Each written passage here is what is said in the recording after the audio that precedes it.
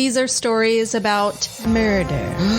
Could there be a hidden clue? Things that are exceptionally alarming.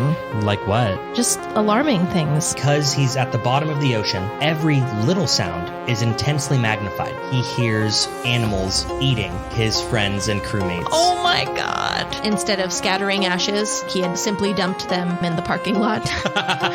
In Germany, before a royal court. Thought she was Polish. No, the magician is Polish. This is 3 Shots In. And today, we're talking about...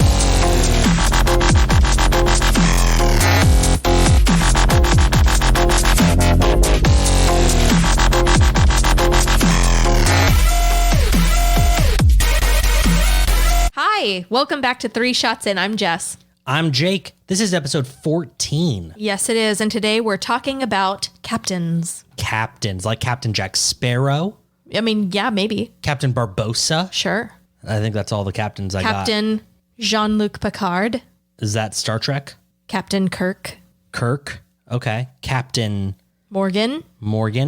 Captain Crunch. Oh, got you there, bitch. You didn't get me. I got you. I wasn't. I got We're just thinking about captains. It has nothing to do with getting one or the other. No, I did better than you. I win. Sure. Okay. But you know who's the real winner in this entire situation? Who? Our patrons. Thank you, patrons. You guys are the best. And in order to reward you for being the best, we provide you additional content up on Patreon. If you are interested in becoming a patron, go to 3shotsin.com. Follow the monthly subscription link and you will find our Patreon page. Yes. Do it. Do that. Do it now. It's okay. You can pause it, go subscribe, and then come back. And then return to us. JK, we don't care. You already clicked the link. You already clicked the episode. You've already counted as a download. You've supported us whether you like it or not. In your face. So it's St. Patrick's Day. It is. And because of that, we took shots of the closest thing to Irish that we had in our pantry, which was Buchanan's Master Blended Scotch Whiskey, technically from Scotland. But like, Scotland and Ireland, they're similar, right? They're obviously not the same. What? The countries.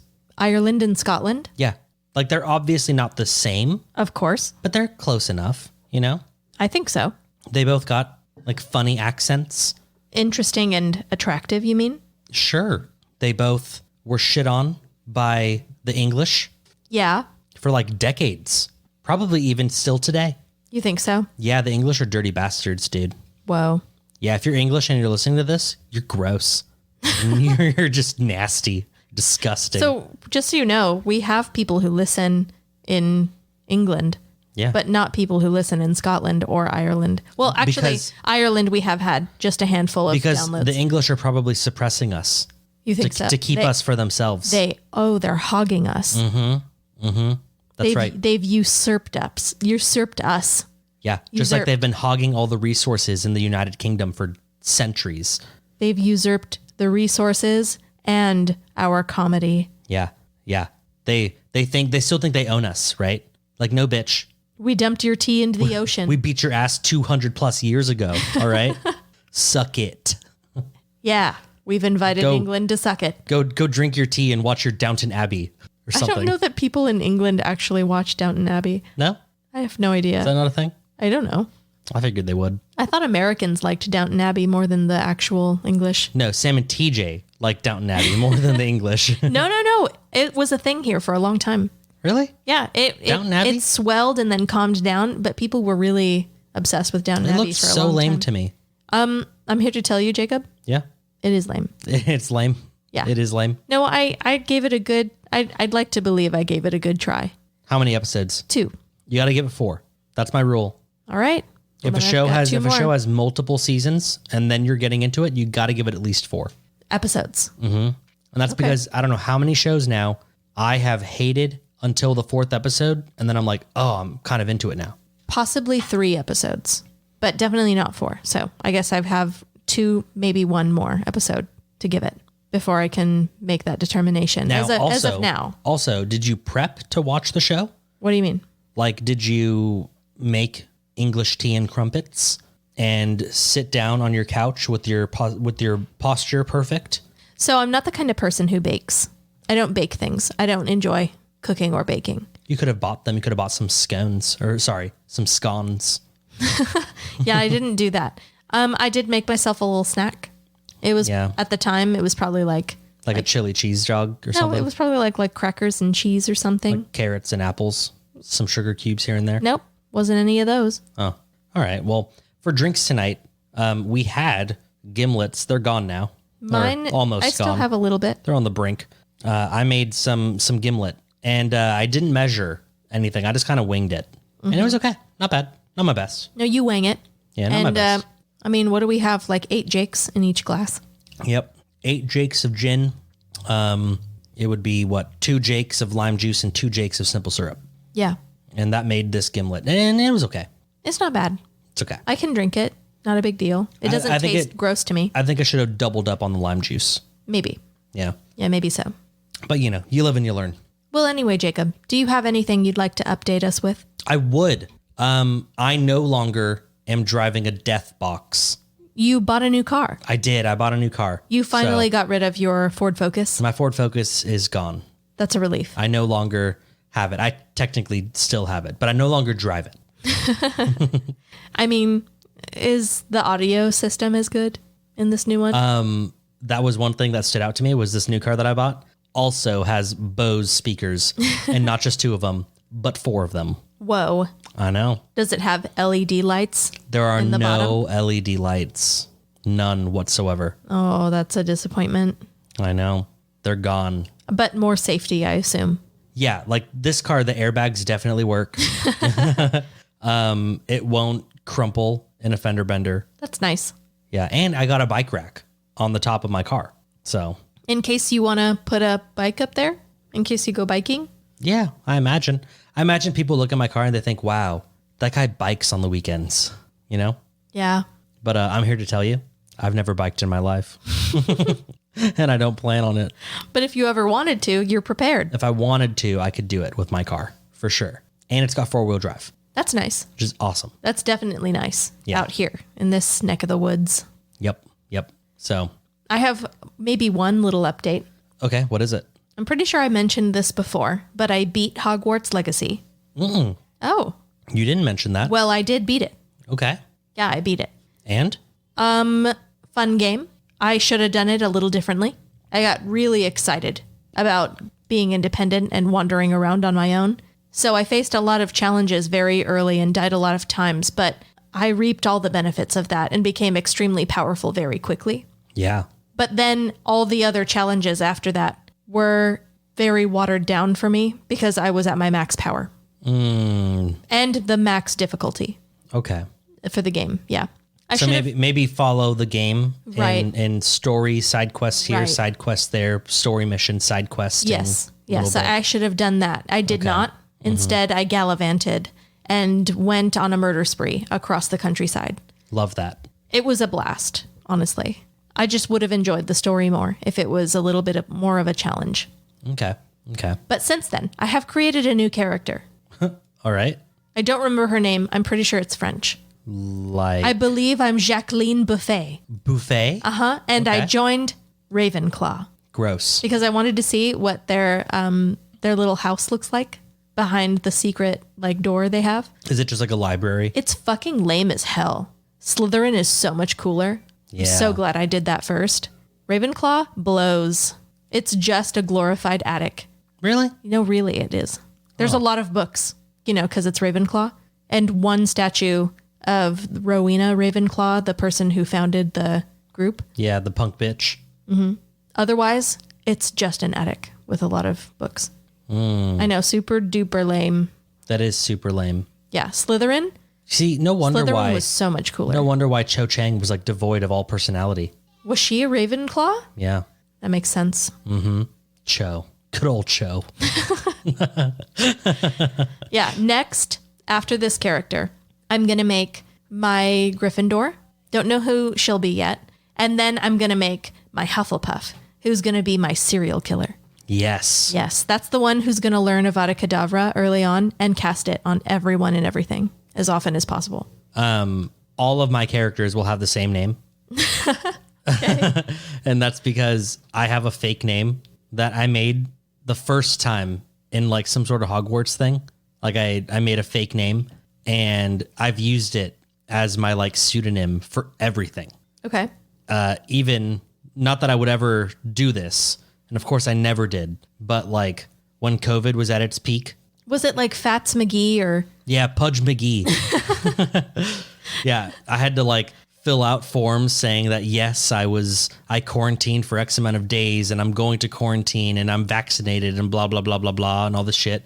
And I just signed as Pudge McGee, like, yep. And I checked all the boxes, which I never did, of course. It's just a joke. Right. But if I were to have done that, that'd be really funny. That Pudge McGee did it instead of you? Yeah. Hypothetically? It was Pudge. It's always been Pudge. Yeah, so they're all going to be Pudge. I gave mine real names and real backstories. Oh, you made up backstories for them? Yes. My first character, Nicole Hunter. Yeah. She came from a middle class family, but a warm, inviting family, big family. And then Jacqueline Buffet. She came from a rich family, but she's very by the book. She's the goody two shoes. She does only follow the rules. Never does anything fun. I see. Yeah. I see. Yeah, I don't care. Everything you just said in one ear out the other, you know? Yeah, but I'm not saying it for you. I'm saying it for me, for myself. See, I don't care about you either. But it's still in my ears, so it worked. Okay. Well, let's move on. Let's move on to the wheel know spin. what? Spin the wheel, bitch. Don't shave. Yeah, keep your beard just like that. Looks great. I will. Thanks. Mm-hmm. I accidentally almost shaved my beard once before. This was years ago. Mm-hmm. And I was like, oh my God, no. And I feel like I looked like shit for like, like a full like 4 days. I remember that. Yeah. I was terrified. It was really funny. Yeah. You looked so good. Maybe you should shave it again. Fuck you. Spin the wheel.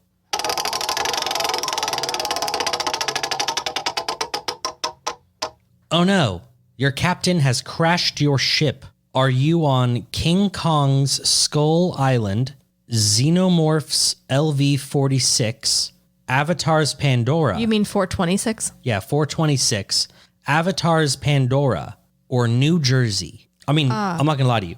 All of those sound terrible. All equivalently deadly places. Yeah. I mean, what was the very first planet? King Kong's Skull Island. Absolutely not. Yeah, they have bugs like bigger than me. Literally huge bugs. That's disgusting. And dinosaurs. Hard pass. Hard pass. Not interested, even in the least. LV-426, just don't enter the spaceship. How about that? You know what I mean? What were the eggs on a spaceship? Yes.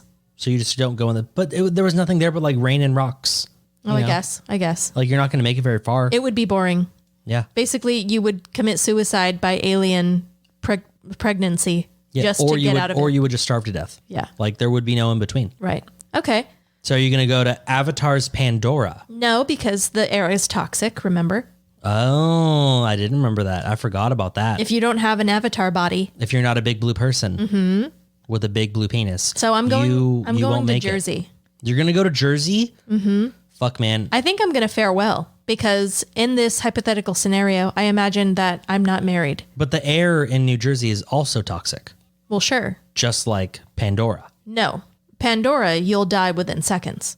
New Jersey, it'll take a few years. It'll take a few years. Okay. Okay, that's fair. You're going to become like a trash person? No. I'll find a nice, wealthy, I don't know, New Jersey man. Yeah? Mm-hmm. See, my answer, similar but different. I'm also going to go to New Jersey. But that's because I would thrive on the Jersey Shore. You think so? Oh, yeah. You kidding me? I'd fit right in. Drunk by 1 p.m., walking the pier, yelling out slurs at people. Okay. I would be one of the guys, Yeah. I would avoid all the party people, but I would find someone mean for sure. It'd probably be me. It wouldn't. It'd be me. No, it wouldn't. You'd find me. No, it would also be someone who's financially well off. It wouldn't be you. Okay. What the fuck? I'm talking about the person I'm going to hook up with. Okay. Oh, ew. That's what I'm saying. I don't want that to be me. I know. Why are you even hinting for that? You're disgusting. No, you're disgusting. I'm going to link myself up with a, person financially well off for my survival. You're disgusting. Yeah, but I'll live and survive. And I won't have to deal with any of those annoying party people that you're going to have to deal with. You're having sex. You're on the bottom. He's on the top. The oil in his hair drips on your face. No. Do you react? It doesn't. It does. No, it doesn't. Do you react? It doesn't. No, but it does in this scenario. Do you react? Do I react to the oil? Yeah. Yeah. By using it as lubricant. It's not lubricant. It's like gel that keeps his hair up. I know. I'm going to wipe it off my chest slowly and like sexily. And then I'm going to like put it on his dick or something. Yeah. Did that backfire? Yeah, we're done with this one. I thought so. No more. Move on. That's it. Okay. Well, you know what? It's time then for the first story, which happens to be you. So go for it, Jess. I will. Talking about captains. Yes, we are. And boy, do I have some doozies.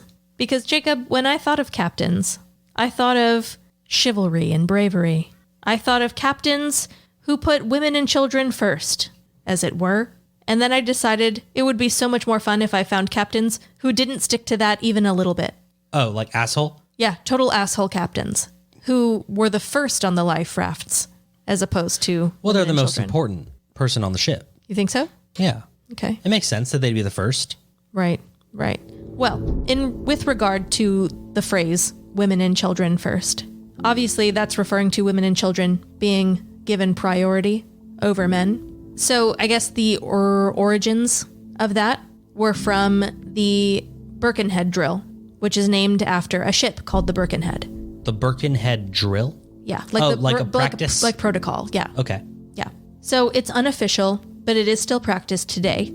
And it was from the sinking of the HMS Birkenhead off the coast of South Africa in 1852. That's when that began. In 1852. Yes. Okay. Yeah. So no one on that ship actually used the phrase women and children first, but they did in fact prioritize women and children. Okay. It was a British naval ship, and some of the officers were accompanied by their wives and children. They were transporting British Royal Army soldiers from one place to another in South Africa. Okay. Ironically, the captain of the Birkenhead, Captain Salmond, he had called out to the survivors of the shipwreck because they had run over, I think it was like a coral reef or some rocks or something. Total accident. It was totally, they were in an area that should have been fully mapped. It just wasn't. They were very unlucky. And so Captain Salmond shouts out to the survivors, all those who can swim, jump overboard and make for the boats. But a colonel on board, Colonel Seaton, realizing the danger of a bunch of panicking men swarming the boats, shouted a counter order, which was, "You will swamp the cutter containing the women and children. I implore you not to do this thing. I ask you all to stand fast." And so they did. The captain included, by the way. So he heard this and he seconded, and everyone, the total number on the ship was 643. That included 25 women and 31 children. Okay, that's a lot of people. It's a lot of people. A lot of dudes. Not that many women and children, Right. in comparison. After sinking, the total of people was 193. Oh, damn. Yeah, it was pretty bad. And by the end of it, there were only 7 women and 13 children. Oh, shit. Yeah, it was pretty bad. But either way, as soon as the colonel and the captain began shouting that all the men should stand fast, stop overwhelming the lifeboats, and allow the women and children on, the ones who survived, they did. And that is why the majority of them died. And any surviving women and children were able to make it onto the lifeboats. So they went down in history for their chivalry, bravery, and discipline. Okay. But now we're going to talk about captains who did not live up to that example. Love it. Let's hear it. We begin with Captain Joseph Clark. In July 1880, the SS Jeddah began slowly taking on seawater after passing through a hurricane. After several failed attempts to repair, Captain Joseph Clark, his wife, and most of his crew attempted to sneak off in a lifeboat during the night. Yeah, things weren't looking good, Jacob. Sneak off, though? Like, not even, like, tell everybody to They get off? told absolutely no one, and they snuck Damn. off. Some of the passengers who'd been helping to bail water out of the ship caught them attempting to leave in secret and were understandably upset. Right. A struggle ensued, and 2 crewmen were knocked from the lifeboat into the water, but the captain and Mrs. Clark, as well as the crew that were with them, still managed to depart, leaving behind nearly 1,000 passengers Whoa. to fend for themselves, as well as the crew members who had been knocked into the water and ended up drowning as a result because they did not go back for them. Oh. So Captain Clark and the rest who were with him were picked up by another ship the next morning, and they reported that their ship had very tragically sunk. But did it?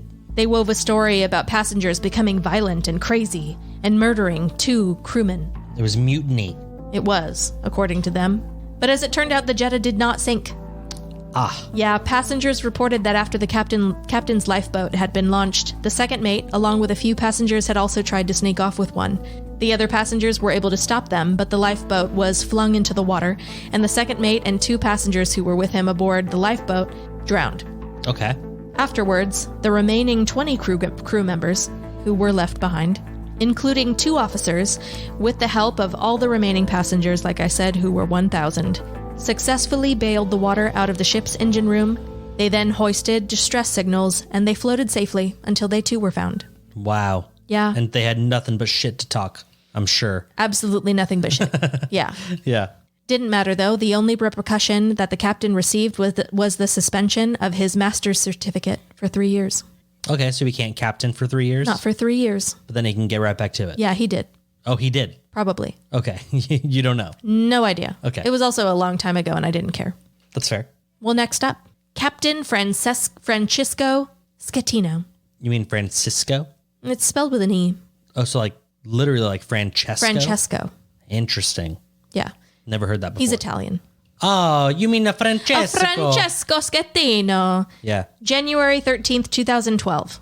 Okay, so we're getting a little more recent. Very recent, I'd say. Yeah. The Costa Concordia, a cruise ship belonging to the company Costa Crociere, which is owned by Carnival Cruise Ships. Yeah, I'm not surprised by anything else you're about to say right now. Yeah, I didn't think so. The Costa Concordia wrecked just off the coast of Tuscany. According to an investigation report done by Italy's Ministry of Infrastructures and Transports, the Concordia, quote, was sailing too close to the coastline in a poorly lit shore area at an unsafe distance, at nighttime, and at high speed. Why?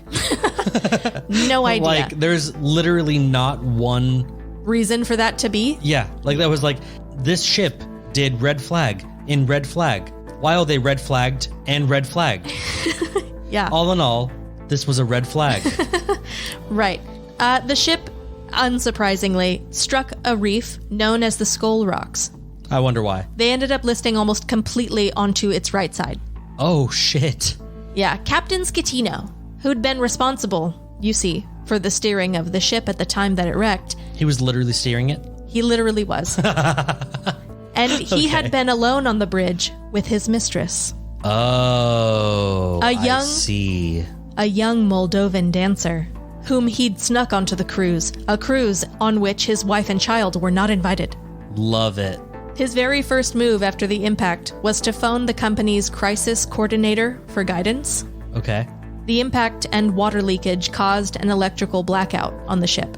And in his recorded conversation with the crisis coordinator, he and the coordinator decided to downplay everything and claim that the blackout was actually the cause of the wreck in the first place. I thought it was. It wasn't. No? No, they wrecked first, and that's what caused the blackout. Oh, so they were saying the blackout caused the wreck. Yes. I see. A strange blackout no one could have prepared for or expected was the reason they wrecked, is the story they decided to go with. Okay. That's a pretty good story. Maybe. Was it not bulletproof? No. But either way, they claimed that was what caused it in the first place. They never bothered to alert the Italian Search and Rescue Authority. Yeah, so Schettino, he instructs the crew to inform passengers that there is absolutely nothing wrong, that they should wait in their cabins until they can get the power back on. I'm assuming this was before the ship completely turned on its side? This was before it, yeah. Okay, that's good. But it was steadily doing that. Meanwhile, someone who clearly saw the wreck from the shoreline, even at nighttime, reports everything they see to emergency services and to Italian Search and Rescue, and they call Schettino to check in. Right. Hey, we hear something not so great is going on. Is this true? Do you need our help? He tells them the exact same thing. Nothing wrong, just a blackout. Everything's fine.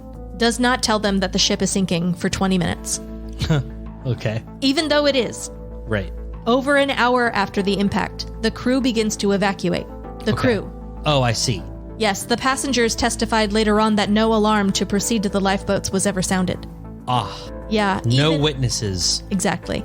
Well, except for that dude on the shore. We'll see. Even if there had been an alarm, the crew dropped the anchor of the ship incorrectly, which caused it to tilt even more dramatically off to the right. Jesus Christ. Making it almost impossible to get from one room to another, let alone make it to the lifeboats. Because it's basically tilted almost completely on its right side. Yeah. At least almost impossible for most. Not for Captain Schettino. Okay. Captain Schettino found himself in a lifeboat before literally anyone else. He's ready to go. See, he was prepping the boat. Yes, he was maybe making sure that they were safe. He was making sure that this boat also wasn't malfunctioning. Right. Well, in a phone conversation that went on to be broadcasted all over Italian news media, an enraged member of the Coast Guard orders Schettino to return to the ship to assist with the rescue of the ship's 3,000 or so passengers. Oof. And 1,000 or so crew members. In the recording of the call, Schettino explained to the man that he fell into the lifeboat by accident, but ensured that he was coordinating very dutifully from the lifeboat. That's good. Yes. That's good. That's bold of him. I would imagine, yeah, maybe. You know, he's brave. Yeah. No one else was brave enough to make it to the lifeboats. No, honestly, he's making the sacrifice. Because if that boat wasn't sturdy and ready, he would have paid the consequence. Right. And he didn't want anyone else to potentially pay that consequence. So he Exactly. wanted to do that himself. Right. This sounds like a great captain. You think so? Yeah. Okay. Anyway, one article mentioned that traces of cocaine were found in his hair, Wow, that's not good. and a large amount of it was later found on the ship. I just didn't look into that. I have no idea what the amount was. During the investigation, however, Schettino admitted that he turned off the alarm system for the ship's navigation when he was veering very close to the shore of Tuscany. He turned it off because? Quote, I was navigating by sight because I knew the seabeds well. I had done the move 3 or 4 times. Well, he must have not have known it that well. Or the seabed must have changed. I bet it's that. The Yeah. seabed probably changed. Because if he did it 3 or 4 times, then clearly he could do it a 5th. Unless someone changed the seabed. Someone must have done that. Must have been sabotage. And it honestly. led to the deaths of 32 people. Oh, that sucks. Also serious injuries for many more. So after all this happened, by the way, let me just, before I move on, show you the pictures of how dramatically the ship was leaning and how much of the ship was underwater. All right. Whip it out. Oh my God. It's almost gone. Yeah, it's half under. Yeah. I mean, probably more than half. I don't know how it's floating. Wow. That's a lot of it. Yeah. A lot of it is underwater. So what, like 32 people, like passengers fucking drowned? They drowned. Like, they got stuck in rooms as it was sinking. Wow. Mm-hmm. That is horrendous. It was. And Schettino did not get off as easy as the last captain we talked about. He was sentenced to 16 years in prison for manslaughter. Manslaughter? Manslaughter, causing a shipwreck and abandoning a ship. See, I don't see abandoning the ship as manslaughter. Being coked out and crashing the ship and then turning off the alarms and not asking for help, that I can understand. Well, yeah. But like abandoning ship, I don't know. That's not manslaughter. That's just Well, pussyism. they're not saying it was manslaughter. Manslaughter is a separate charge. Oh, he also got charged for leaving the ship. For abandoning a ship, I yes. see. Which he did. We can definitely listen to the recording of Schettino arguing with the Coast Guard during the break. I would love that. Is it all in Italian? All of it is in Italian. That's but awesome. I can show you a video that will have subtitles. I think it'd be more fun if we just guessed what they were saying. I already know what they're saying because I read the subtitles. You're lame. I hate you. Anyway, I do have one more story, Okay. but it's for patrons only, you see. Oh, man. Sorry, guys. Sorry, paywall. Oops. There it is. You ran right into it. That sucks. It's a good one, too. I'm really happy for our patrons that they get to hear it. Well, that's awesome. We will record that patron story during the break. Okay. That way it's easily edited. And that way, our kind listeners can just move on into the beautiful break music and not, I don't know. Just give us $5. Like literally just go to 3shotsin.com and subscribe on Patreon. Just you can hear give the us story. $5. You will get more than your money's worth for at least this month. Yeah. Like every month. Every single month. Always. All the time. Of course. Yeah. Anyway, patrons, I'm excited for you because this one's a long one. Oh, is it? It really is. Interesting. This was the Okay. one I did the most research on. Oh, so it's an even better story? Even better. Damn, Jess just said, fuck you, generic listener.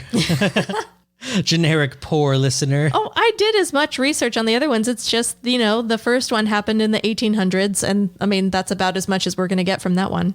Dang. And then this one, I mean, I told you everything that's relevant. All right. Scatino, that's about all you need to know. All right. Well, we are going to break then. Are you ready to break? Well, real quick, the pictures I mentioned Yeah. of Scatino and the ship listed almost completely on its right side. Yeah. We will post those on social media. Right. Yeah. We will be right on that. Yes, the last post that we shared for the last episode, it did depict the images of Chinook Ju, the leader of the Grace Road Church. Not the leader. She was the leader and founder. Oh, shit. She was the leader. The founder I as well. take it back. Yeah. You're right.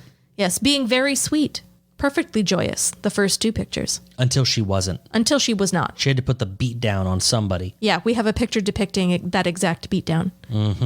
That's awesome. We're going to break now, though. We will, yes. That's good. That's good. I'm tired of hearing your voice.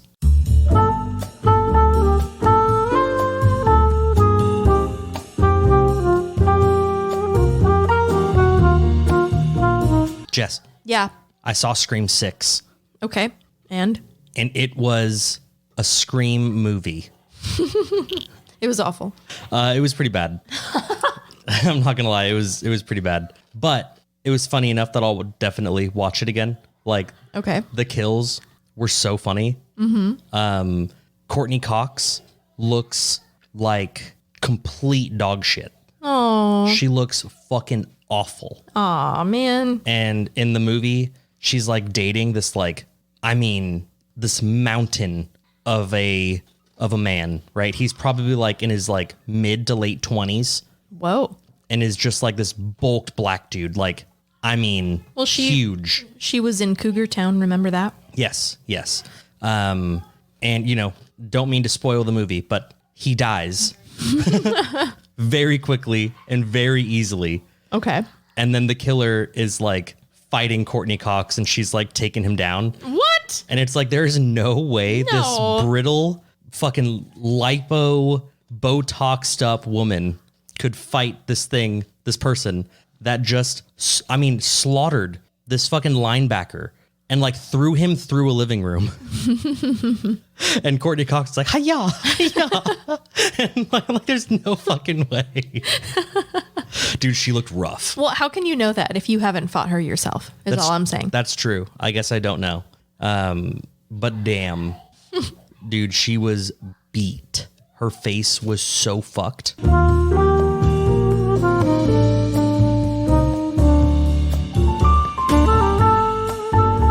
Captain. Gosh, Captain Crunch. Oops, all berries. Delicious. Basically the best part of Captain Crunch. Yeah, the berries, of course. Right. Captains also find rum delicious, like Captain Jack Sparrow. He's a captain. Captain Morgan is a kind of rum, isn't it? Oh, it is. You can captain ships and Right. captain planes. You I think, could, probably. right? I don't know. Back to the berries thing, though. Berries, they're the best. They are. The best that Captain Crunch has to offer. You know what's the best thing about this podcast? What? Our sponsors. That's right. Tilted Tinker, Woodcraft and Wizardry. We'd like to thank Tilted Tinker, Woodcraft and Wizardry. They are a company that makes woodcraft products. Like plaques with all sorts of hilarious sayings and coasters with sarcastic twists. All of that dry humor is mixed in with Dungeons and Dragons accessories like dice towers, dice dungeons, and DM screens. Everything is made here in the USA. Yes, a family-owned business. They use American wood in American hands. Nice. They personally create all of their merchandise. Yes, they are close friends of ours, but that's the most that we'll say. It could be anyone, but they're fantastic. They are fantastic, and it really could be anyone at all. We own many of their products. That's true. All of them are of great quality. The greatest. You can visit their website at tiltedtinker.com, reach out to them at info@tiltedtinker.com. They are Tilted Tinker on all their social medias. That's Tilted, Tinker. You should go and buy something from their website because they're awesome. And they love us, just like we love you.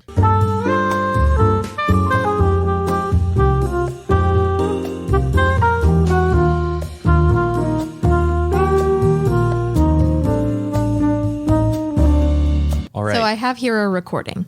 Yeah, of Capitano Schettino. Talking to the Coast Guard, yes. Okay. And I'm gonna be reading it Okay. as it happens, All right. and then I'll sum up. Okay. Gli dice se ci sono bambini, donne o persone bisognose di assistenza e mi ne dice il numero di ciascuna di queste categorie. È chiaro? Guardi, Schettino, che lei si è salvato forse dal mare, ma io la porto veramente molto male. Faccio passare l'anima di guai. Vada a bordo. Sto qua per coordinare i soccorsi. Che sta coordinando lì? Vada a bordo, mi coordini i soccorsi da bordo. Lei si rifiuta? No, non mi sto rifiutando. Lei mi sta rifiutando di andare a bordo, comandante? No, e mi dica qual è il motivo per cui non ci va. Okay, so what you're hearing there is the Coast Guard trying to find out how many women and children are on the boat. And Captain Schettino is like, I don't know, I can't see them. I'm on the life raft. And the Coast Guard is like, well, what the fuck are you doing? Get back on the boat. And he was like, Schettino was like, no, it's cool. I don't need to because I can coordinate from here. Right. And the Coast Guard is like, no, you absolute fucking pussy. You have to get back on the boat and help people. And Schettino's like, no, man, like, I'm good right here. Like, really, you don't understand how good I am right now.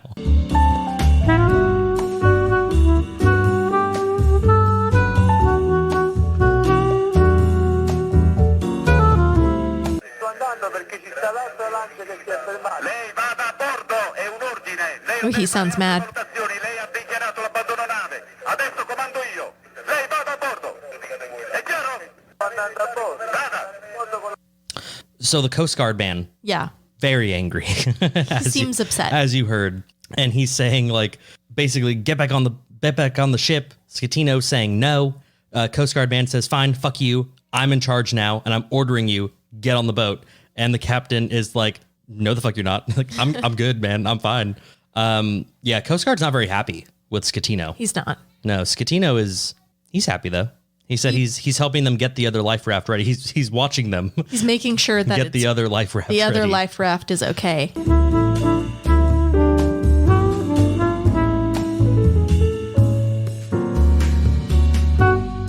chiami immediatamente da bordo, c'è il mio aerosoccorritore lì. Dove sta il tuo soccorritore? Il mio soccorritore sta a prua. Avanti.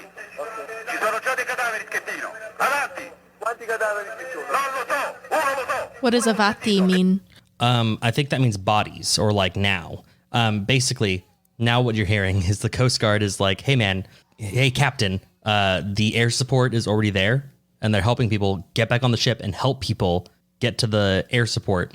And Schettino doesn't say anything to that. And so then the Coast Guard says like, dude, Schettino, there are already bodies. Yeah. Like you need to get going. And Schettino's like, how many bodies? How many? Like bullshit. And the Coast Guard's I don't like, see any bodies. You're the one who's supposed to be telling me that. He's like, I don't see any bodies. No bodies on the life raft.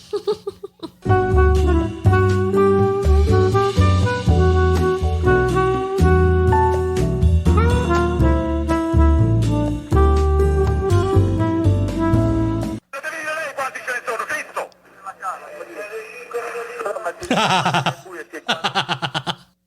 Now the Coast Guard's like, dude, I'm not there. You have to tell me how many bodies.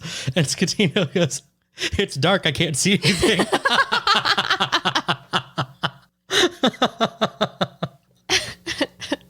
Dude, what the fuck? Yeah, it basically just continues about like that. What a terrible person. Yeah. Bodies? What bodies? What do you mean? I don't see any bodies. Yeah, not the greatest. Not the best. No, that's very unfortunate.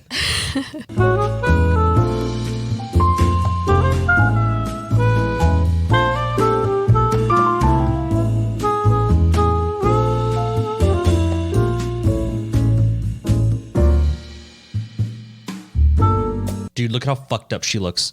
She doesn't look that bad. Oh, she looks rough as fuck. And that's her with good lighting. We're looking at Courtney Cox from Scream 6. She looks different. No, look, she looks rough as fuck. Let's see if I can find you a better one. Oh, look at the Botox in one of her eyes is better than the other. What do you mean? One of her eyes is more fucked up than the other.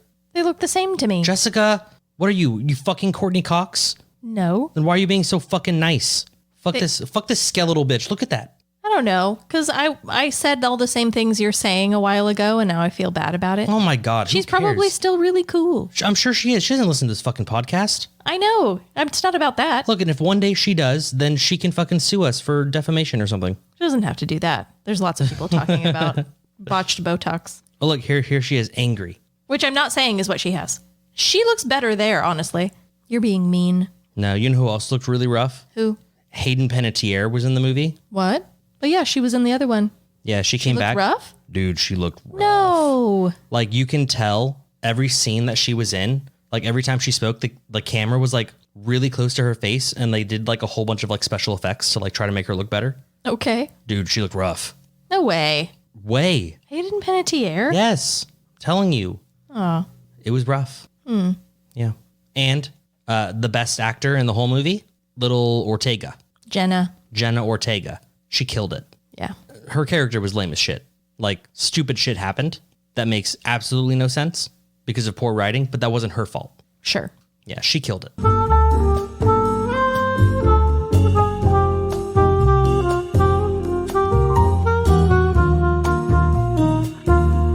Broken. Done. Totally. Here we are, ready to spin the next wheel. Go ahead.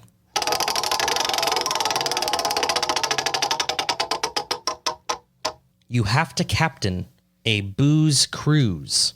Your guests are mimes, furries, or celebrity impersonators of Nicolas Cage. You get to choose, but the captain must interact with the guests. So do you want to interact with drunk mimes, furries, or celebrity impersonators of Nicolas Cage? I'll let you think about it because I know right away. Go ahead. Nicolas Cage impersonators. Are you kidding me? I think that's the one thing I'm not considering even a That little would be bit. so amazing. No. They would all just be drunk talking about how they're going to steal the Declaration of Independence. Like, I wonder how many of them like just push that hairline back even more. No, I'd get, if I was the captain of that ship, I'd get lynched. Fuck. Yeah. Because all I would have is negative things to say. Dang. And obviously they're impersonating him, so they love him. And Nicolas Cage punched women in Wicker Man. Right. So maybe one of them is the Wicker Man, and they would just punch the shit out of you. Well, they would all just hate my guts for hating Nicolas Cage and therefore hating all of them and everything they are and look like and are trying to be. I think it would be a blast. I would make that the funnest booze cruise ever. Okay, so would you captain a ship full of Tobey Maguire impersonators? No. Why? I don't like that. Yeah, I didn't think so. So then you only got two options. I know. Mimes or furries. I'm honestly equally down to do either, to be the captain of either. I'd say furries. Pick a hand. That one. Oh, furries. You got it. So you're going to captain a boat of furries. Yeah. For those of you who don't know what a furry is, Google it. You will not be let down. Well, we can just tell you also. Sure. We know. Sure. It's just people who believe that. They dress up like cartoon animals. Yeah, I don't know if it's an identity thing. I feel like it is for a lot of them, that they are animals, they identify as animals, or they just enjoy developing a fursona. Oh, fuck. We've talked about it on the show. Yeah, that's Remember like a fucking crinkling? uh-huh. Oh. Yeah, that's like a persona, but it's fur because they're furries. They believe they're animals, or at least are trying to pretend to be one. So they develop a character that's an animal that talks and walks around so that they can, nuzzle up on people yeah. with their like snoots. I changed my mind. I'm already convincing myself that that's not the answer. Yeah, I choose mimes. That was definitely not the answer. I choose mimes. Okay, that's a better one. Although I don't know because I've never actually seen a mime, but I would imagine that they're just annoying, like regular. But that's just it. It's quiet. Oh, what if when they get drunk, they're not quiet anymore? I just don't think so. And what if they're all just like really racist? That's okay. I'm just the captain. I don't have to be friends with them. That's true. I also feel like if in this hypothetical where I'm a captain of a ship, I'm also single, it would just be interesting to hook up with one. You would hook up with a mime? I don't know. Maybe. Would you think he'd make a sound like when he was making his O face? That'd be an interesting challenge. Or do you think he would like, instead of like making sounds, he would like have like a bubble gun? He's makes the O face and just like presses the bubble gun and just shoots bubbles up everywhere. That would be hilarious. I would have a blast if that were the case. Watch, you'd ask him to put on protection and he would mime a condom. It's not even a real, it's just like, whoop, whoop, like there it is. That'd be really funny. Oh man. Yeah, no, I think I'd beat up a mime. No, I might too, but I'd have more fun. Okay. Is what I'm saying. I'd have the most fun with the Nicolas Cage. I'd probably get fired Yeah, I would just be for being murdered. the captain of this booze cruise because I would be partying with all the Nicolas Cages. I would disappear mysteriously for it only to be found later on that they got super pissed off with all the bullshit I was, like all the shit I was talking to them. Yeah. And they like threw me overboard or something. Damn. Yeah, They did you like that? probably. I would be really mean. I wouldn't want to talk to any of them. What about the Con Air Nicolas Cage who Nope. like always carries like a fan Yeah. to like blow his long hair back? What about him? That's the one I'm the meanest to. You're the meanest to him? Aw. I would be a bully. What about the one that's dressed up like Big Daddy Oh, I think we'd get along. from Kick-Ass? I think he and I would get along. Okay. He might try to defend me. Oh, you think you can get him to defend you? Yeah, All right. maybe. Possibly. But that's just it. Like, if he was in character, he would have very little to say. What about the one that's And that's dressed why up? we would get along. What about the one that's dressed up like Superman? Because Nicolas Cage kind of sort of almost was Superman. I don't even acknowledge that one's presence. Okay. He looked rough. I know. He still had long hair. He had long hair Yeah. as Superman. Gross. Anyway, that wouldn't even amazing. happen. Okay, fine. I would captain the mimes. Okay. What if you're going to crash into like an iceberg? Okay. How is the mime going to tell you? He doesn't have to. Because I'd be like, the first one to speak gets on the lifeboat. And none of them would. But I would. Oh, and you just sail away? Yeah. Because they're mimes. Because they're mimes. No one cares about them. They don't have families. Well, that's just, I'd be like, if anyone who doesn't think I should be on the lifeboat, speak your piece now. But no one would. So then they all voted I should be on the lifeboat. Because I would speak. With their silence. Yeah, that's what I'm saying. Okay. Oh, I'd be like, you guys are so gracious. Oh, and any mime that breaks his like, vow, his lifelong vow of silence, so that he can get on the lifeboat, execute him. No, I wouldn't care. He or she would be lynched by the other mimes for breaking the vow. I think that's how it works. They would turn on him. I thought that was like mime law. I think it is. They'd they'd mime like a noose around his neck. And mime pulling him off the ground. He would have to realistically mime dying. Yeah. And therefore actually die. And actually die in Right. the process. Okay. Well, there we have it. Kind of took a little bit of a dark turn for you there, but well, I'm totally joking, obviously. oh no, obviously. Obviously, I'm joking. Of course. All of my passenger mimes are on the lifeboats, okay? And if there is any room for me and my crew, then I'll also join them on the lifeboats if there's room for me. But if there isn't, I'm going down with my ship. But they can probably like mime their own lifeboat Well, maybe. and climb into it I'm not sure. and then mime their own little Or oar so that they can row. row themselves to shore. Thanks for plugging in all these words that I don't know. You're welcome. It's awesome. Well, ironically, you were miming to me. Yeah, I was miming what a mime would do. You mimed climbing into a lifeboat. Yeah, I even sat down. And you got cozy. You Yeah. did a little butt scoot. Did a little, And then you mimed rowing. yeah. It was clear to see. That's how I know it'd be okay. I could handle being around mimes during a cruise Because I just mimed and you're fine with it? because I understood exactly everything you meant. They're and probably said. better at it than I am. That's what I'm saying. It's their lifelong dream to be a mime, I imagine. It's their entire life. Their entire existence weighs on how well they mime. Exactly. Okay. Well, enough miming. Time for Captain Morgan. Not that one. Not the liquor one. No. The booze captain. No, not that one. The other one. I didn't know there even was another one.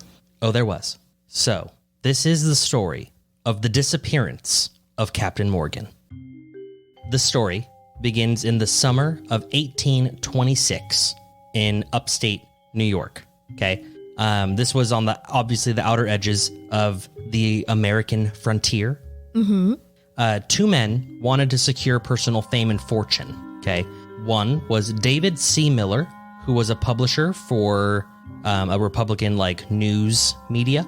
The other was William Morgan, and he had moved his family through the countryside. He first worked as a brewer, then he was a stoneworker, and he had brought his wife Lucinda and their two children, on one failed venture after the next. These two men, Miller and Morgan, were an odd pair. They really didn't have a common background. They shared nothing in common at all other than that they both wanted money and fame. And over the summer, they finally came up with the idea how they would get their money and their fame. They would expose to the world the inner workings of the secret society of Freemasons. Oh. I know, didn't see that one coming, right? No, I did not. So I'm not going to go into the detail as to how Captain Morgan was Captain Morgan. Basically, he fought in the War of 1812 or some shit. Okay. And had the rank of captain. That's why everyone calls him Captain Morgan. But he's not that Captain Morgan. Like, there was never a ship involved. Oh, I see. Okay. Military captain. Oh, I see. Okay. Yeah, it was just a rank. So when it comes to how Miller and Morgan met, that part isn't really known, but neither were high up in the community. No one really respected them.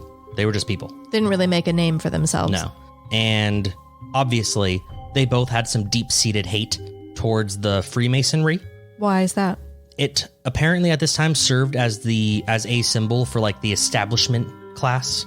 Basically the top 1% were the Freemasons. I see. So they were rich and snooty and everyone hated them. They were the people at the country club, Okay.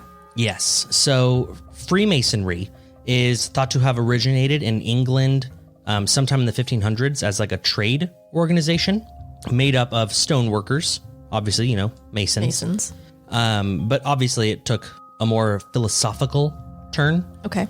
And over the centuries, the fraternity of Masons would expand through the world and would form its own ceremonies and rituals, which involved strange symbols and oaths. A lot of people assumed that there was some sort of weird religious involvement with the Freemasons. Right. Not necessarily the religion of Christianity, right, but their own religion. Mm-hmm. And obviously they met in secret. So it was kind of one of those things people know about it, but they don't really know what you do or what you are. Yeah. Think like college fraternities. Yeah. They exist, but you don't really know they're why it matters. They're little secrets. Oh. And none of them ever spill the beans type of thing. Okay. Kind of like that, except, with millions of dollars and disappearances of people. So obviously it was the Freemasons were filled with middle and upper class people, doctors, lawyers, businessmen, and they had social clubs and whatnot. Many of the founding fathers had been Masons, including George Washington and Ben Franklin. Mm-hmm. Thought that was interesting. In the years between America's founding and 1826, obviously Masonry grew more and more powerful. So back to Miller and Morgan. So Miller first hinted that there was some type of revelation coming in an article that he had posted in August of 1826. He had discovered the, quote, strongest evidence of rottenness. Rottenness.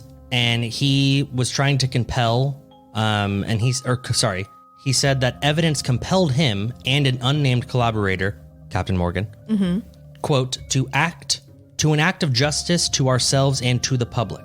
And this bombshell that he was talking about was a book that he and Morgan had worked on and printed. So this book detailed rituals, misdeeds. It was exposing people at the highest levels of the Freemasons. And while Morgan wasn't a member of the Masons, he apparently had managed to convince other Masons that he was, and he had been granted access to a neighboring Mason lodge. So I don't know how he knew some secret way to get in. Maybe he knew a little hand motion. A hand sign? Or something. Okay. And they let him in.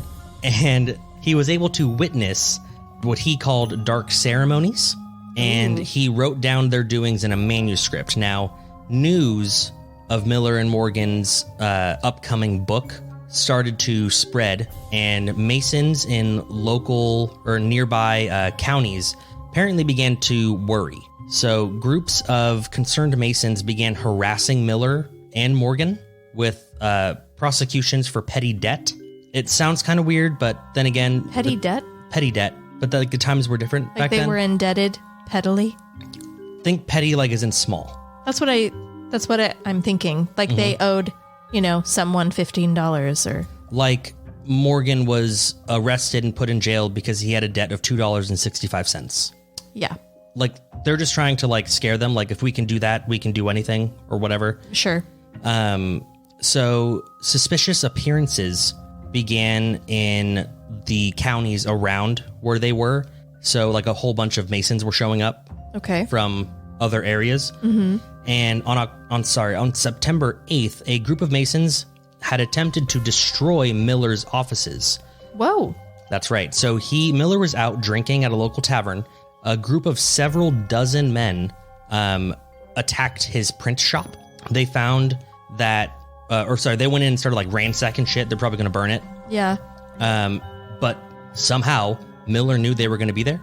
Okay. And he showed up with a posse of his own with guns. Oh my God. And weapons. Beat and the shit out of them? they tried to attack the Masons. Now, obviously, the Masons ran away because they were like, what the fuck? Like, we just came to burn your shit, man. We didn't want to kill anyone. And 2 nights later, his office suddenly erupted in flames. Now, the fire was detected early, so there wasn't serious damage. But what they found there were cotton balls dipped in turpentine, and they lit them on fire. And That'll do it. That'll definitely do it. So on September 11th, 9/11, Oh my goodness. a half dozen Masons showed up at Morgan's home, Yeah. and they arrested him again for petty larceny for stealing a shirt and tie, which was lent to Morgan by the owner of the town's tavern, and Morgan failed to return it. Okay. So they really are grasping at straws. Yes. Like, these guys have technically done absolutely nothing wrong, and so every little thing that they do wrong, Yeah. they're going to try to get dicked for. So with Morgan now being arrested for this, he was taken away in a carriage. Reportedly, he was said to be without worry. And he thought that he apparently thought that testifying that he had simply forgotten to return the items would get him off the hook. Right. I mean, that I would imagine would suffice. Like, I don't mind giving them back. I just forgot to. I've got them. You can have them back. Yeah. He was right. Charges fell through. He was released. And as soon as he walked out, he was immediately arrested for a debt of $2. And this time, Who was he borrowing $2 from at the time? know. But this time the charges stuck. He spent the following night in jail, and the next day he was forced into a carriage that sped northward out of town. Okay. And Captain Morgan was never seen again. What? They killed his ass? They got rid of him. Why? He knew too much. He saw God. things. He had eyewitness testimony. We're completely innocent, but don't tell people that. Well, especially because like they weren't necessarily thought of as like crazy like conspiracy theorists. And the fact, or as soon as him and Miller had said like, hey, we got shit on the Masons immediately started fucking with them. Right. Like, very openly. Right. So it looks bad. It doesn't really look like, it really makes it seem like they found something serious. Yeah. And incriminating. And they did. So that was the disappearance of Captain Morgan. But the story does go on. Okay. So with the disappearance of Morgan, that exposed the existence to people who didn't believe in the Masons. Yeah. That they are real and they are at least somewhat fucked up. Yeah. The story of Morgan's kidnapping was told like throughout cities and local towns and whatever after weeks, and the people that were telling the story focused on how like the Masons were like elitists and they used took advantage of like the law to use for their own purposes and whatnot. And so people started immediately taking that to like doubt the government. They're like, fuck you, government. You guys are all Masons, right? I mean, listen, it might seem extreme, but it's a fair question. Like, are you involved? Are you corrupt? Do you do what they say? Right. Because you did, at least in this case. Well, especially because Miller and Morgan were like, dude, all of the rich are in this bitch. Right. So now you don't trust the rich, and, you know, politicians are rich even back then, apparently. And controlled by the richer. Yeah. So anyway, speculation about Morgan's fate became more and more sensational. People started saying that he was murdered. Like rumor mills were spreading that he was murdered, that he was sacrificed in occultist Masonic ceremonies. Oh. His throat was slit from ear to ear. His tongue was cut out with a knife. Like, people just started rolling with it, right? Just really getting wild. continuing this story and turning it into a lot more than it was. Okay. He's definitely dead. So they killed him, no one knows how he died. but no one knows how. But within a few months, it didn't matter. Outrage transforms the public fear into political hysteria. Oof. Only a few Masons were guilty of any crime, but it was the reaction of other Masons that convinced the public that they weren't just dealing with a small little batch of dirty Masons, but that this was like a whole widespread thing. So getting rid of Captain Morgan had the opposite effect they wanted. Yes.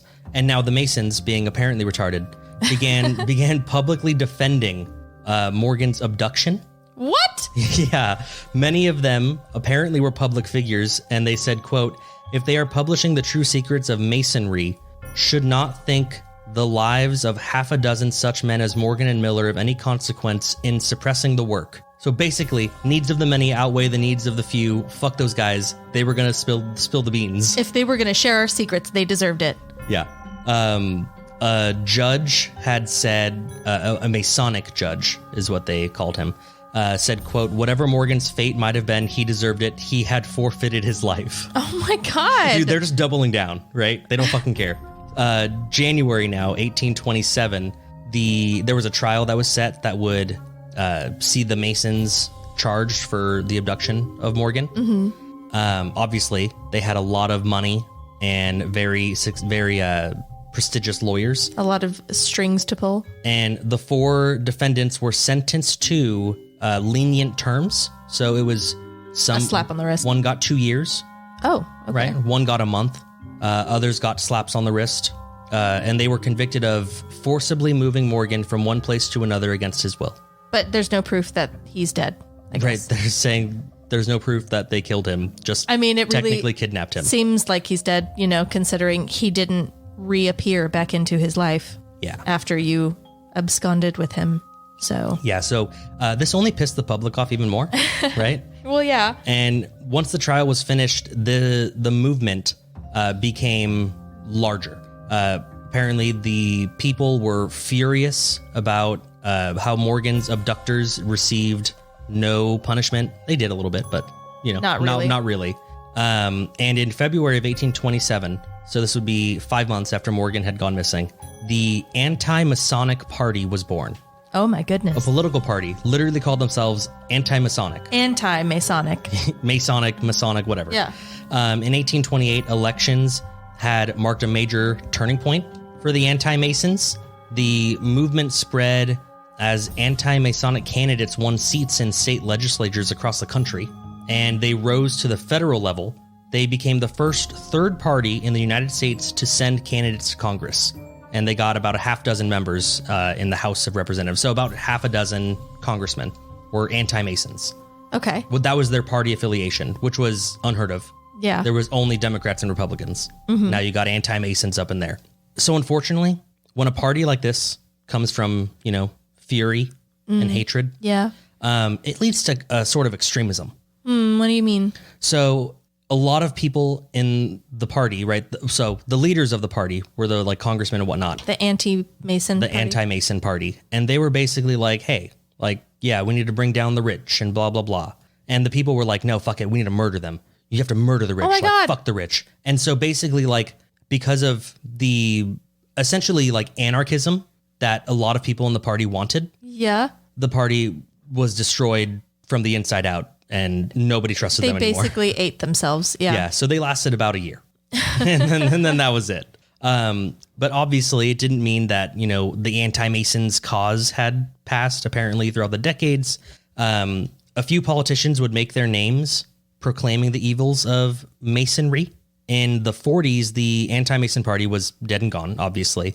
But they left behind a pretty big legacy. The party established a pattern that future episodes of political hysteria would repeat across American history. So they were basically like, this is going to happen again. The powerful is still there, rich and powerful. And as the former anti-Masons themselves, many of the movement's leaders went on to bigger achievements. So many people who were anti-Masons, including Millard Fillmore, who was a New York anti-Mason, became the president in 1850. William Seward, another New York anti-Mason, became Abraham Lincoln's Secretary of State. William Morgan's widow, Lucinda Morgan, Okay. So she wasn't necessarily in the political game, but that doesn't mean that her name won't live on forever. Lucinda Morgan, because she would grow to even more renown once her lovely husband was kidnapped and assumingly murdered. She moved west and she remarried to a man named Joseph Smith, the founder of the Church of Christ of Latter-day Saints. Oh, no. That's right. She was the first Mormon wife. She was Joseph Smith's wife. And it says a group like that, like the Freemasons, would soon find itself the target of future political crusades, which obviously it has. That is the story of the disappearance of Captain Morgan and the fucking dominoes that happened because of it. Crazy. Yeah. It changed the game for the politics in the United States and got a Mormon wife. I mean, she ended up being Mormon later on. Well, who knows if she was Mormon, but her husband founded Mormonism. I mean, I can only assume if she remained with him, it was probably because she converted to Mormonism. Or he had a fat cock and she was really into it. Maybe. One she didn't mind sharing with her sister wives. Sure. Maybe he had his golden spectacles on and he told her that her former husband, Captain Morgan, is like totally chilling in heaven. Up in the heavens. And she was like, damn, my pussy be wet for you, Joseph Smith. Was that too far? I think so. We're sounding super mean to the Mormons. Sorry, guys. Oh my God, there's like 8 of them. Who cares? There are eight Mormons? Yeah. There are a lot of Mormons. No, but 8 that actually have like a phone and listen to podcasts and shit. Oh, most of them don't listen. Yeah. That's for sure. I'm saying like 8 have the ability to listen to this podcast and not a single one of them do. Is that how it works with Mormonism? I thought they're not Amish. They have technology. I got that confused. You're so stupid. I fucked that up. I saw them like in wagons, like with like a secret iPhone. You're so dumb. Okay. You thought My bad. very silly. Look at that.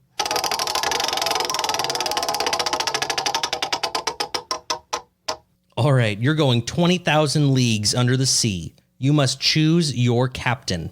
Can be fictional or non-fictional. Interesting. So who's the captain of your submarine taking you 20,000 leagues under the sea? I don't know how long a league is. I mean, but 20,000 of them? It's probably pretty far down. just my opinion, Yeah. a non-fictional actual submarine captain. Almost literally anyone. Red October. No, that's fictional.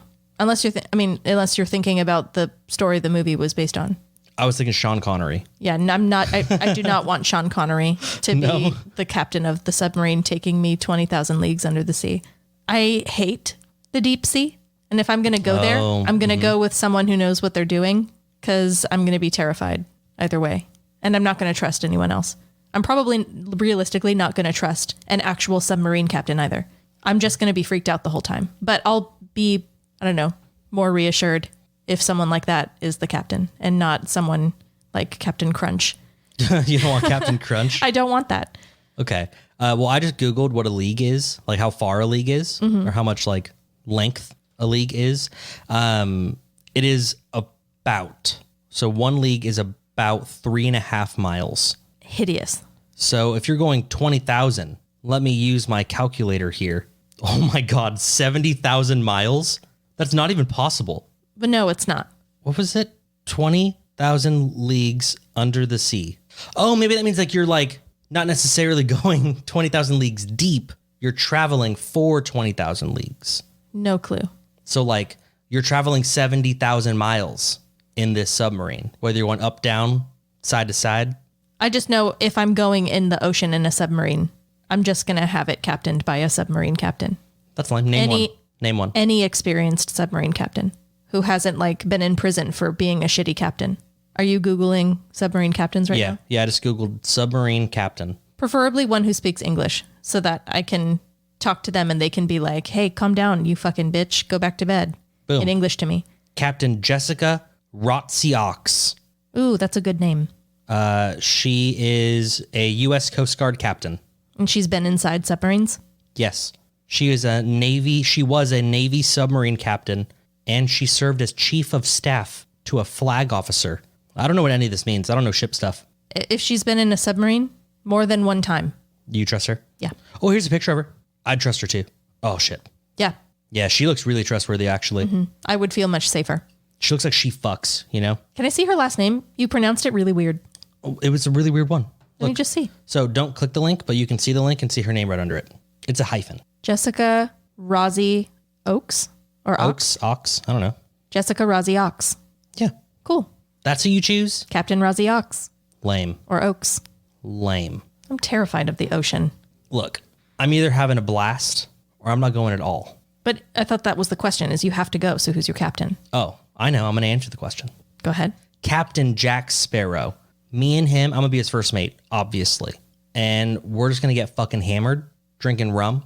And I would imagine that having more gravity on us, right? Because we're getting closer to like the core of the earth, right? I imagine there's more gravity down there and that we would get more drunk. Okay. I mean, I wonder if that's true. Or is it less drunk? I don't know. Do you get more drunk in space or less drunk in space? Jacob, you are asking me. Has there been Crazy alcohol in questions. space? These are wild questions to be asking me. Yeah. I don't have answers for you. Okay, well, study up. Bring it next time. Well, I don't know. What do you Google that? Has there been alcohol in space? No. Well, Alcohol first, just put alcohol in space and see what happens. well, that's going to be, okay. Alcohol in space. There's a music video. Oh, here we go. Here's an article. Why astronauts are banned from getting drunk in space. Interesting. Let's see. Oh, wow. This article says apparently booze has historically had a complicated relationship with space exploration. Why? I had no idea. Oh, we conducted studies? In space? I guess 17 men were asked to down vodka, both at ground level and in a chamber that stimulated an altitude of 12,500 feet. They were then asked to complete tasks including mental maths, tracking lights on a big word with a joystick, and a variety of other tests. They found that, quote, there was no interactive effect of alcohol and altitude on either breathalyzer readings or performance scores. Huh? Say that again? Oh, no, look. Basically, they said there was no difference. So then why is it banned? And it says, the question was, so is getting drunk faster while flying? And some professor at the State University of New York says, quote, I can't imagine it would be any different. What a useless fucking article. What the fuck are they telling us then? Fuck you. I hate that stupid article. So then why I thought you said it was banned? I mean, they probably... They just don't want them getting drunk up there? That I would imagine, make the most sense I would to imagine me. you don't want your astronauts getting drunk in your like $700 million space station. I mean, that makes sense. But also, if they're incredibly intelligent, won't they just be smart enough not to drink that much? Yeah, I don't know. Oh, I read this thing the other day. Oh my God. I'm like off the walls with this. I will say it quick and then we'll wrap up. So apparently when you fart in space,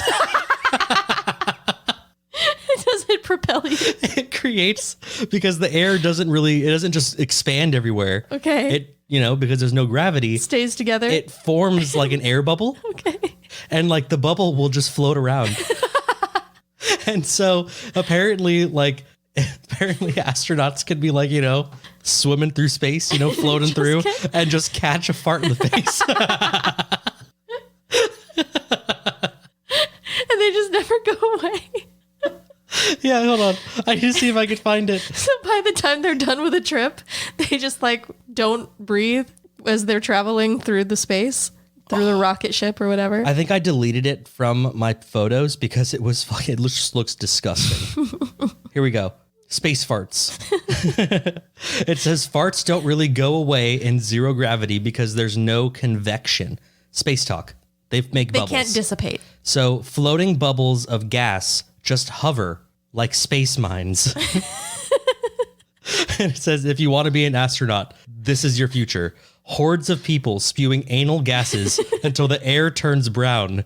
The inevitable purging fire will come as sweet relief. Because I guess if there's enough farts, it can become flammable. Can you imagine that's how you go down? like onions and chili are banned up there. There's a space fart explosion.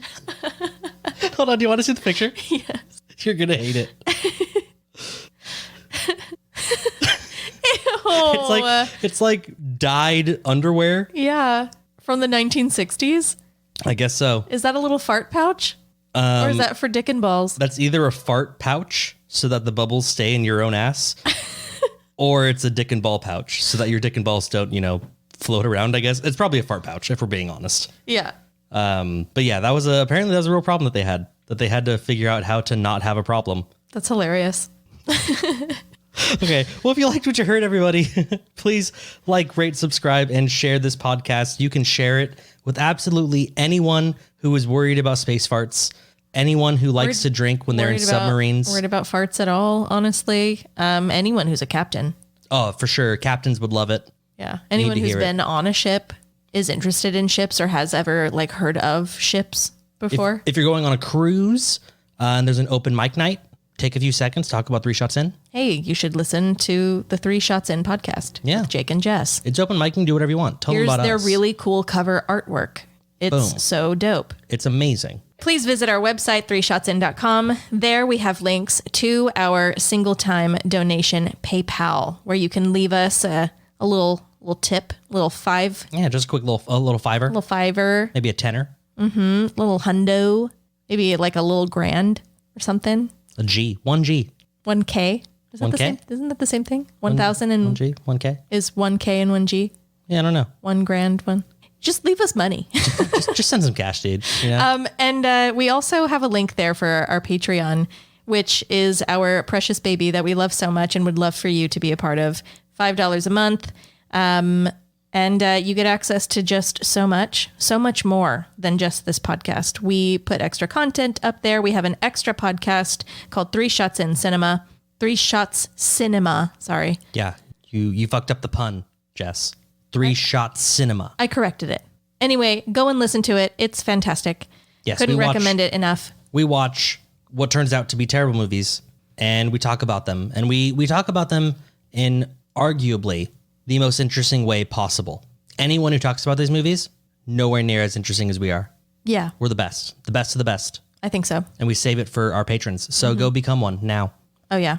Please join us next week where we'll be talking about teeth. Teeth. Yep. Like you got them in your mouth. You bite things and dogs got them. I did my notes for that a little early. Oh, did you? I did. I did too. And I'm going to give you guys a little sneak peek. Uh-oh. We're talking about cannibals. Ooh. I'm talking about a serial killer. Cool. So it's going to be a very good one. Very interesting episode. Thanks, Tammy. Not political at all. Tammy on Twitter, who listens to the podcast. Yeah, she's the one that recommended. She's the one who recommended the story. All right. Well, good on you, Tammy. Anyway, we'll see you guys next time. Yeah, thanks for listening, everybody. Bye. Bye.